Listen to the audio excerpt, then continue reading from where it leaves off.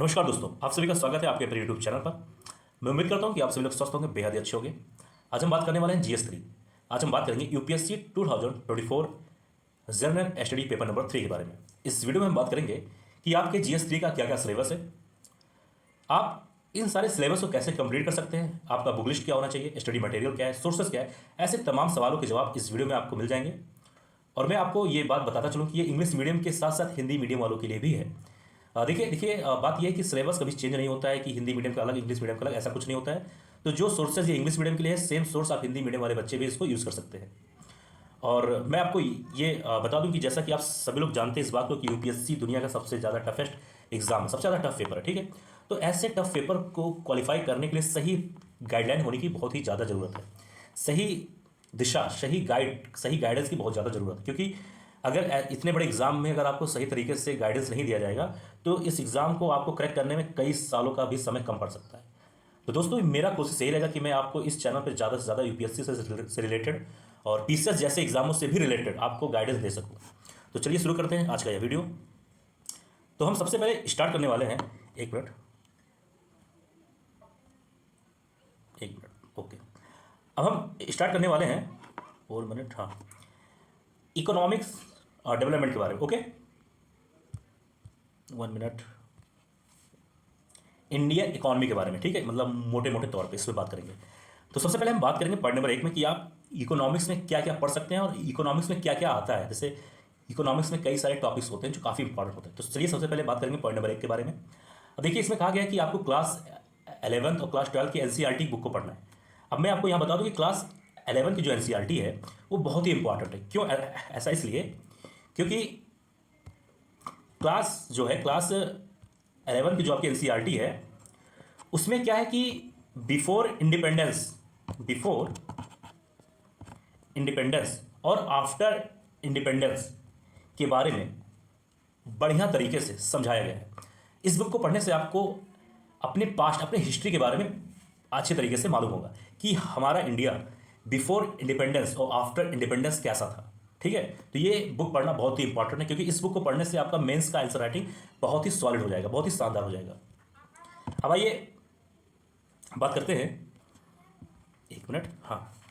अब यहाँ बात किया जा रहा है कि क्लास 12 एनसीईआरटी मैक्रो इकोनॉमिक्स। तो देखिए आप चाहें तो इसे पढ़ सकते हैं, अच्छी बुक है, इसको आपको पढ़ना चाहिए। बहुत सारे टीचर ने आपको जरूर बताया होगा कि आप मैक्रो इकोनॉमिक्स क्लास 12 की बुक पढ़िए। इसमें से मुश्किल से 60 to 70 पेज होगा ज़्यादा से ज़्यादा, ठीक है। इसको आप 1 या 2 दिन मैक्सिमम से मैक्सिमम 2 डेज लगेगा पढ़ने में।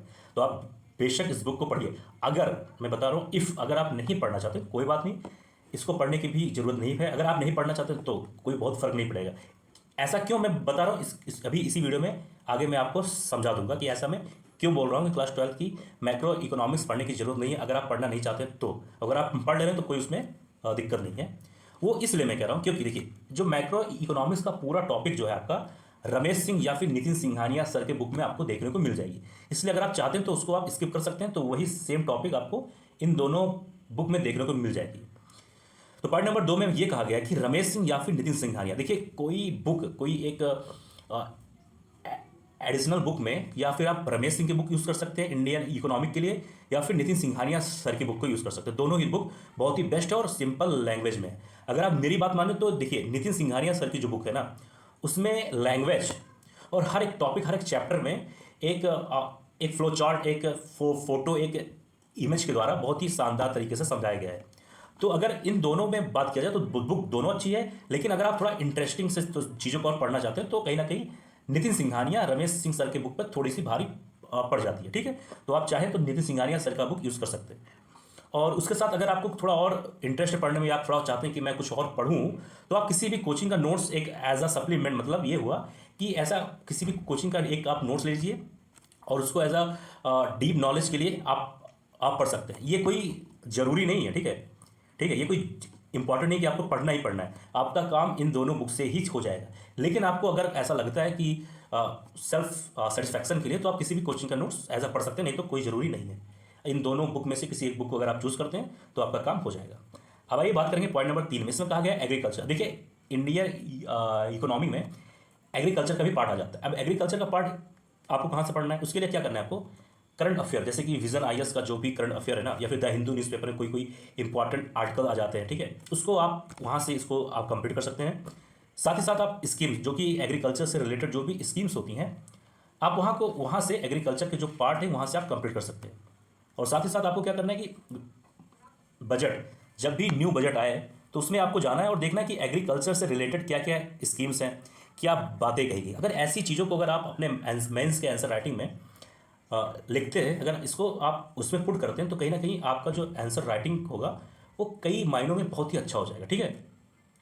पॉइंट नंबर 4 में बात किया जा रहा है कि अगर यूट्यूब से कुछ पढ़ना है आपको इंडिया इकोनॉमी के लिए तो क्या क्या है। तो देखिए, आप सबसे बेस्ट चैनल है आपका स्टडी IQ। इससे शानदार चैनल कोई नहीं है यूपीएससी के लिए, ठीक है, क्योंकि ये एक ऐसा चैनल है कि यहाँ पर आपको हर एक सब्जेक्ट, हर एक टॉपिक, हर एक पेपर से रिलेटेड सारे वीडियोस मिल जाएंगे। तो आपको क्या करना है कि आप स्टडी IQ पर जाइए और टॉपिक वाइज, जैसे कि अगर आप अपने दोनों बुक अच्छे से पढ़ लिया है और आप चाहते हैं कि जो इंपॉर्टेंट टॉपिक्स आपको नहीं मालूम, थोड़ा सा कन्फ्यूजन है, तो स्टडी IQ पर जाइए, कोई भी टॉपिक आप उस पर सर्च करिए, उस टॉपिक से रिलेटेड वीडियोस मिल जाएंगी। या फिर अगर आप चाहते हैं कि बुक वाइज पढ़ाई करें, जैसे कि अगर आप चाहते हैं कि रमेश सिंह की बुक का पूरा वीडियोस आप देखना चाहते हैं, तो बेशक आप स्टडी IQ पर जाइए, वहाँ पर आप सर्च करिए Ramesh Singh Indian economy book videos, आपको आपके सामने सारी वीडियोस आ जाएंगी। तो आप जैसा भी चाहें स्टडी IQ पर जाके पढ़ाई कर सकते हैं।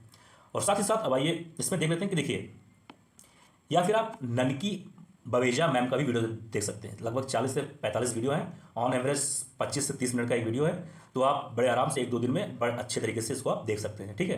वैसे ज़रूरत नहीं पड़ेगा, लेकिन एक बेस्ट अंडरस्टैंडिंग के लिए, हर एक कॉन्सेप्ट को बारीकी से समझने के लिए अगर आप चाह रहे हैं तो बिल्कुल आप देख सकते हैं, उसमें कोई दिक्कत नहीं है, ठीक है। नहीं तो आपका इससे रमेश सिंह और नीति सिंघानिया से भी कंप्लीट हो जाएगा हर एक कॉन्सेप्ट, क्योंकि इसका लैंग्वेज बहुत ही शानदार है। और एक चैनल है आपका इकोनॉमिक इजी है। देखिए, एक यूट्यूब चैनल है, इसका नाम है इकोनॉमिक इजी है। अगर आप वहाँ जाके अगर आप पढ़ाई करते हैं तो आपको क्या है ना कि जैसे कि इंडिया इकोनॉमी है रमेश सिंह की बुक या फिर नितिन सिंघानिया सर की बुक, वहाँ पर उस बुक के बारे में हर एक लाइन, हर एक पेज को सही तरीके से समझाया गया है। तो आपके बेसिक कॉन्सेप्ट वहाँ पर अच्छे से क्लियर हो सकते हैं। तो आप अगर आप इन दोनों बुक को अगर आप पढ़ लेते हैं तो ये खैर आपके लिए वैसे ही सफिशियंट है। लेकिन अगर आप चाहते हैं कि आपका कॉन्सेप्ट थोड़ा और क्लियर हो जाए, आप थोड़ा और अच्छा करना चाहते हैं, अंडरस्टैंडिंग और बेस्ट करना चाहते हैं, तो आप यूट्यूब पर बेशक आप जाइए और यूट्यूब चैनल्स पे ये सब चीज़ें आप देख सकते हैं जो मैंने अभी आपको बताया है। अब आइए बात करेंगे पॉइंट नंबर 5 के बारे में। इसमें बात किया गया है योजना मैगजीन। अब जैसा कि जो बच्चे यूपीएससी एग्जाम का तैयारी करते हैं ना, उनको पता है कि एक मंथली मैगजीन आता है योजना, ठीक है। इसमें क्या होता है कि हर मंथ का अपना एक टॉपिक होता है। जैसे कि हर किसी एक मंथ में आता है इंटरनेशनल रिलेशन के बारे में, एक आता है एथिक्स के बारे में, एक आता है एग्रीकल्चर से रिलेटेड, एक आता है इंडियन इकोनॉमी से रिलेटेड। तो ऐसे मंथली में अलग अलग टॉपिक्स पे मैगजीन आते हैं। तो आपको कम से कम 12 से 15 महीने के मैगजीन में से कम 3 से 4 मैगजीन ऐसे मिल जाएंगे जो आपका GS3 इंडिया इकोनॉमी से रिलेटेड होगा, जिसमें कहीं ना कहीं इंडिया इकोनॉमी से रिलेटेड होगा और एग्रीकल्चर से भी रिलेटेड होगा, ठीक है। तो आपको योजना की मैगजीन को आपको ध्यान देना है, ठीक है। सारे योजना की मैगजीन नहीं ध्यान देना है फॉर GS3 के लिए। उसमें से 3 मैगजीन मैक्सिमम ऐसे होंगे जो आपका GS3 से रिलेटेड होंगे। GS3 में देखिए कई सारे सब्जेक्ट होते हैं, जैसे कि साइंस, टेक, इकोनॉमी और डिजास्टर मैनेजमेंट। तो इन्हीं सब्जेक्ट में से आपको 3 मैगजीन ऐसे देखने को मिल जाएंगे, ठीक है। पॉइंट नंबर 6 में बात किया जा रहा है बजट। अब देखिए, जैसा कि पता है भाई कि इकोनॉमी को आप बजट से अलग करके नहीं देख सकते, क्योंकि इकोनॉमी और बजट एक दूसरे से संबंधित हैं, ठीक है। तो आपको क्या करना है कि बजट को पढ़ना है और समझना है और खुद का क्वेश्चन आपको बनाना है कि क्या क्वेश्चन खुद बनाइए आप, ठीक है, बजट से रिलेटेड, चाहे वह फिर मेंस से संबंधित हो या फिर यूपीएससी प्रीलिम्स से, खुद क्वेश्चन बनाने की कोशिश करिएगा। पॉइंट नंबर 7 में आपका करंट अफेयर। अब देखिए, इकोनॉमिक्स के लिए करंट अफेयर बहुत इंपॉर्टेंट है। इसके लिए आप द हिंदू न्यूज़पेपर यूज़ कर सकते हैं, विजन आईएएस का मैगजीन यूज़ कर सकते हैं मंथली, और स्टडी IQ यूट्यूब चैनल, जैसे कि मैंने ऊपर यहाँ पर बोल दिया है, बहुत ही बेस्ट है। और पॉइंट नंबर 8 में कहा गया है कि प्रीवियस ईयर पेपर देखना। देखिए, आपको सारे कंटेंट आपके अच्छे से तैयार हो गए होंगे, कोई दो राय नहीं है, लेकिन आप जब भी प्रीवियस ईयर पेपर देखेंगे तो आपको ये मालूम होगा कि क्वेश्चन कैसे पूछे जाते हैं, कोई क्वेश्चन पूछे जाने का तरीका क्या है, पैटर्न क्या है, क्वेश्चन पूछे जाने का टाइप क्या है, ठीक है।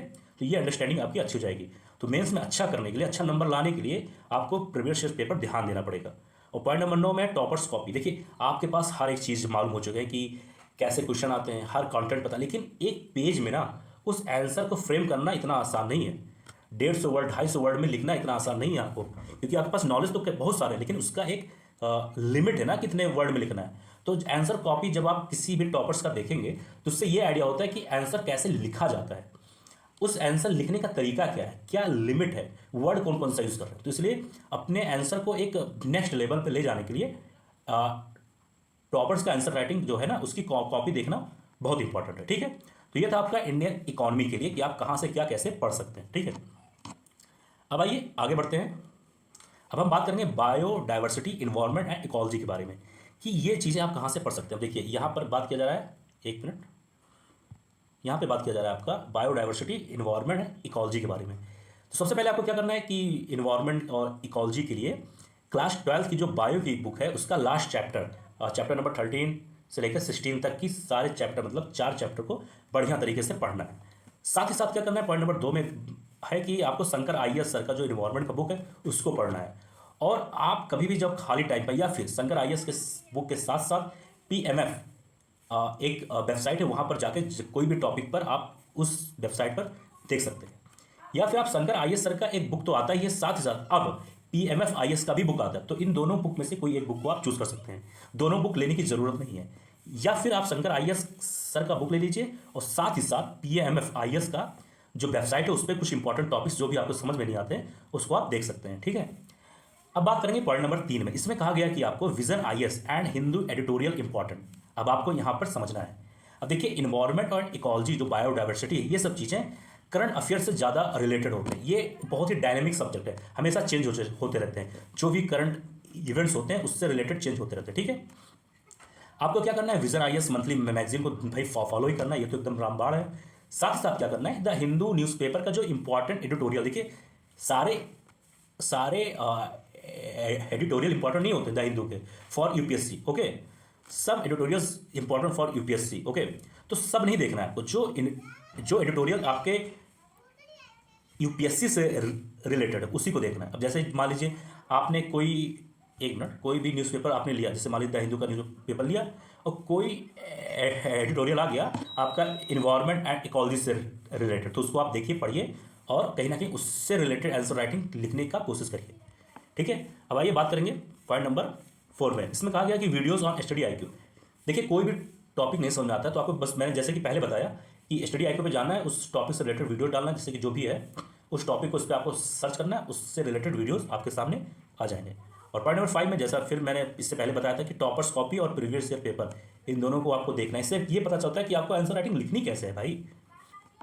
और पॉइंट नंबर 7 में कहा गया मीनिंग इंपॉर्टेंट वर्ड्स। देखिए इन्वायरमेंट और इकोलॉजी, इकोनॉमिक्स को ऐसे सब्जेक्ट होते हैं कि यहाँ पे मान लीजिए कोई क्वेश्चन पूछा गया, ठीक है, जैसे मान लीजिए 6 वर्ड है, एक ये 2 3 4 5 6, ठीक है। अब मान लीजिए आपको ये क्वेश्चन नहीं आता है, आपने पढ़ा था कभी, ध्यान नहीं है, अब ये क्वेश्चन नहीं आता, तो आप बहुत सारे बच्चे होते हैं उस क्वेश्चन को छोड़ देते हैं कि रहने दो, जब आता ही नहीं तो क्या करें। अब देखिए लेकिन इसी क्वेश्चन में से कोई एक वर्ड ऐसा होता है ना जो इंपॉर्टेंट वर्ड होता है, उसी वर्ड से आप चाहें अगर तो आप एक ठीक ठाक आंसर राइटिंग लिख सकते हैं। जहाँ पर आपको कोई भी नंबर मिलने का चांस नहीं था, जहाँ पर आप उस सवाल को छोड़ रहे थे, वहाँ पर कहीं ना कहीं आपको कुछ नंबर मिलने का चांस है।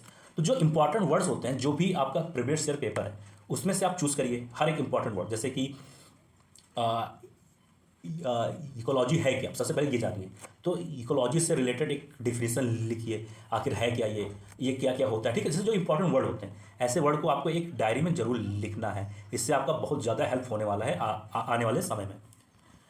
अब आइए बात करेंगे साइंस एंड टेक्नोलॉजी के बारे में, ये कहाँ से पढ़ना है आपको। तो साइंस टेक्नोलॉजी तो जाहिर सी बात है, इसका कोई बेसिक बुक नहीं है कि आपको ये पढ़ना हो जाएगा, ऐसा कुछ नहीं है। जो भी इसके बारे में ऐसा बोलेगा तो समझिए, उस पर विश्वास मत करिए आप, क्योंकि साइंस एंड टेक्नोलॉजी ऐसी चीज़ है कि वो हमेशा चेंज होने वाली चीज़ है। तो सबसे पहले आपको वही करना है, आपको करंट अफेयर द हिंदू या फिर विजन में IAS से कंप्लीट करना है। साथ ही साथ आपको जर्नल साइंस के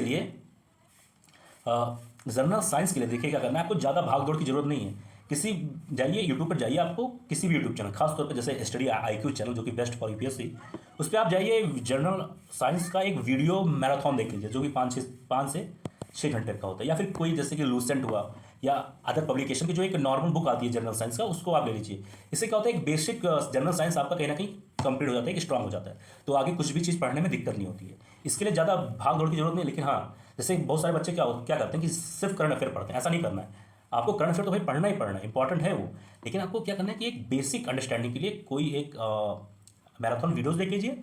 साथ ही साथ किसी एक पब्लिकेशन का बुक ले लीजिए जिसमें 100 से 150 पेज होते हैं, उसको आप एक सरसरी निगाह से देख लीजिए कि आपका बेसिक अंडरस्टैंडिंग अच्छी हो जाए। और तीसरा पॉइंट है स्टडी IQ, जैसा कि मैं आपको बार बार बोलता हूँ कि स्टडी IQ बेस्ट है भाई, हर एक सब्जेक्ट के लिए, हर एक पेपर के लिए।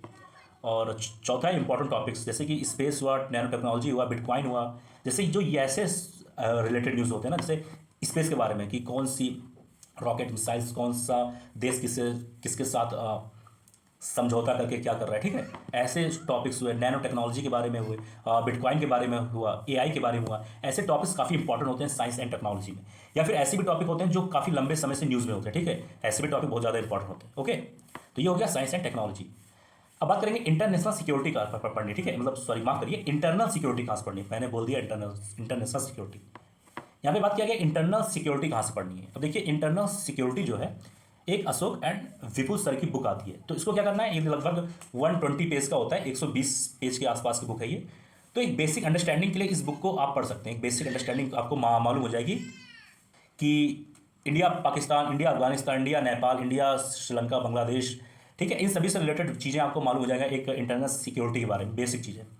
और उसके साथ साथ क्या करना है आपको, देखिए बेसिक चीज़ों से कुछ नहीं होता। अगर आप अपने आंसर राइटिंग में कुछ करंट इवेंट्स या कुछ करंट चीज़ें नहीं डालेंगे ना, तो आपका आंसर राइटिंग या आंसर ज़्यादा अच्छा नहीं रहेगा। इसलिए आपको करंट अफेयर की चीज़ें डालना बहुत ज़्यादा जरूरी है, ये बात को ध्यान दे दीजिएगा।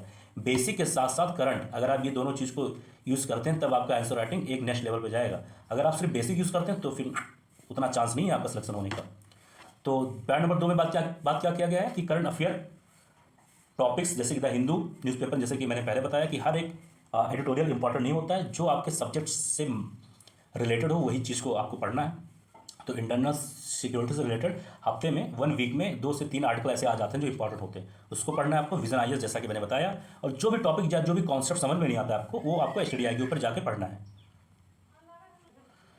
अब आइए बात करेंगे पॉइंट नंबर 3 के बारे में। इसमें कहा गया कि प्रीवियस ईयर पेपर और टॉपर कॉपी। देखिए इंटरनल सिक्योरिटी जो है ना, ये काफ़ी कन्फ्यूजिंग चीज़ है। जैसे इसमें आपके पास कंटेंट तो बहुत सारे हो सकते हैं, लेकिन कैसे लिखना है ये दिक्कत है। क्योंकि देखिए क्या है ना, और सारे सब्जेक्ट जो होते हैं वो बच्चे इंटरेस्ट से पढ़ते हैं। इसके पीछे रीज़न ये है क्योंकि वो UPSC प्रीलिम्स में पूछे जाते हैं, और इंटरनल जो है सिक्योरिटी है इसमें मेंस में पूछे जाते हैं। तो ज़्यादातर बच्चे इसको स्किप कर देते हैं, छोड़ देते हैं इस सब्जेक्ट को, इसलिए उनको आंसर राइटिंग करने में बहुत दिक्कत होता है। इसलिए आपको यहाँ पे छोड़ना नहीं है इसको एक अच्छे लेवल की अंडरस्टैंडिंग के लिए, कॉन्सेप्ट क्लियर के लिए, आंसर कैसे लिखें, अच्छा नंबर कैसे पाएं, इसके लिए आपको क्या करना है कि प्रीवियस ईयर पेपर और साथ ही साथ टॉपर आंसर कॉपी को भी ध्यान देना है। ओके, अब आइए बात करेंगे पॉइंट नंबर 5 के बारे में। इसमें कहा गया है डिजास्टर मैनेजमेंट के बारे में पूछा गया है।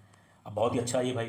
इसके लिए क्या करना है आपको, सेकंड ARC रिपोर्ट आपको पढ़ना है, इसकी समरी पढ़नी है ना कि पूरा रिपोर्ट। ये मैं आपको बोलता चलो, सेकंड ARC रिपोर्ट की समरी, इसमें 12 रिपोर्ट्स होते हैं, मतलब 12 समरी मिलेगा। उसमें से आपका 2 से 3 जो है ना ARC रिपोर्ट काफ़ी इंपॉर्टेंट है फॉर डिजास्टर मैनेजमेंट, सारे नहीं इंपॉर्टेंट है फॉर डिजास्टर मैनेजमेंट। ओके, और आपको इग्नू का नोट्स ध्यान देना है। जैसे कुछ नोट्स ऐसे हैं इसमें कि आप एक शॉर्ट नोट ला के उसको एक अंडरस्टैंडिंग अच्छी करने के लिए इसको आप पढ़ सकते हैं। या फिर अगर आप इसको नहीं, मान लीजिए आपको नहीं भी मिला, कोई प्रॉब्लम है, तो किसी भी कोचिंग नोट्स ऐसे ले आइए एज अ सप्लीमेंट, मतलब उसको ऐसा उसी पे मत डिपेंड रहिए, उसको आप पढ़ लीजिए, साथ ही साथ सेकंड ARC रिपोर्ट, तो आपका काम हो जाएगा, उसमें ज़्यादा भाग दौड़ की जरूरत नहीं है। और फोर्थ है NDMA वेबसाइट, ठीक है, नेशनल डिजास्टर मैनेजमेंट से रिलेटेड चीज़ें होती हैं। इसके वेबसाइट पर आप जाइए, देखा करिए कि क्या करंट इवेंट्स क्या हो रहे हैं, कैसे चल रहे हैं। जैसे कि इस समय हिमाचल प्रदेश में बाढ़, फ्लड्स वगैरह आ रहे हैं ना, तो ऐसे न्यूज़ को आप देखेंगे तो समझ में आएगा क्या कैसे क्या करना है। ओके, तो आपको इसके लिए ज़्यादा दौड़ भाग की जरूरत नहीं है, आपके लिए बस सिंपल सा करना है, सेकंड ARC रिपोर्ट ले लीजिए, इसको पढ़ लीजिए। इन दोनों में से किसी एक, या फिर ये मान लीजिए यही ले लीजिए, इसको पढ़ लीजिए। और NDMA वेबसाइट तो भाई आपको ऐसे अभी जो भी न्यूज़ लगे दिन में 5-10 मिनट ऐसे इस वेबसाइट को आप ओपन कर लीजिए और देख लीजिए नॉर्मली, बिना कोई प्रेशर लिए हुए, ठीक है। और 5वां, जैसे कि मैं हमेशा बोलता हूँ कि प्रीवियस ईयर पेपर तो इंपॉर्टेंट, तो जिससे आपका डिजास्टर मैनेजमेंट का सिलेबस बढ़िया तरीके से कंप्लीट हो जाए। ओके, तो दोस्तों यह था आज का हमारा वीडियो GS3 जनरल स्टडी 3 के बारे में। आई होप यह वीडियो आप सभी को पसंद आया होगा, और मैं उम्मीद करता हूँ आप को यह वीडियो जरूर पसंद आया होगा। हमारे चैनल को आप सब्सक्राइब करिए, वीडियो को लाइक करिए और शेयर करिए अपने दोस्तों के साथ। और मैं आपको फिर ये बता दूँ कि ये वीडियो इंग्लिश मीडियम के साथ साथ हिंदी मीडियम वालों के लिए भी है, तो आप इस बात पे आप कभी कंफ्यूज ना रहें कि हिंदी मीडियम वाले बच्चे कहाँ से पढ़े। लेकिन अगर आपको कुछ ज़्यादा दिक्कत होता है, कुछ ज़्यादा डाउट होता है, तो आपके लिए मैं ज़रूर हिंदी मीडियम से रिलेटेड वीडियोज़ बना दूंगा। अगर आप ऐसा चाहते हैं तो आप ज़रूर हमारे कमेंट बॉक्स में इससे रिलेटेड चीज़ें आप लिख सकते हैं। तो मिलते हैं किसी और वीडियो में आपसे। आप स्वस्थ रहें, अच्छे रहें। जय हिंद, जय भारत।